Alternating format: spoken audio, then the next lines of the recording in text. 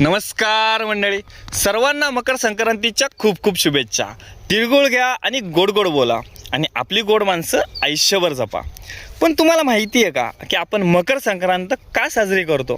त्याच्या मागचं कारण माहिती आहे का?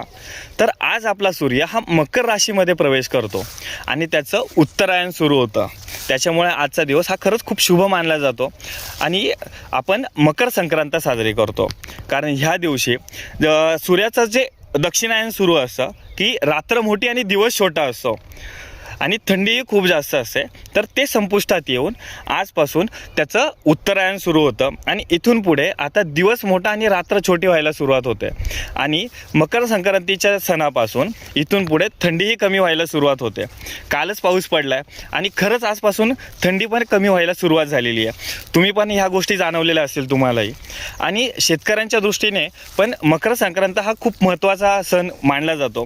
कारण शेतकऱ्यांसाठी नवीन हंगामाची सुरुवात होते, नवीन उत्साहाची सुरुवात होते.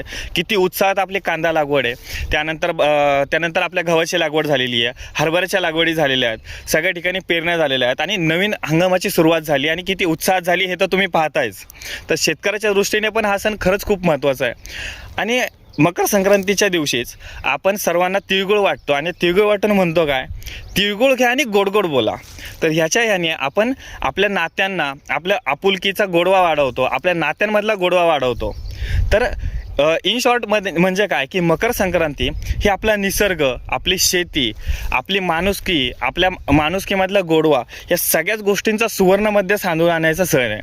तर माझ्याकडून पण तुम्हाला मकर संक्रांतीच्या परत एकदा खूप खूप शुभेच्छा. तिळगुळ घ्या आणि गोड गोड बोला आणि आपली गोड माणसं आयुष्यभर जपा.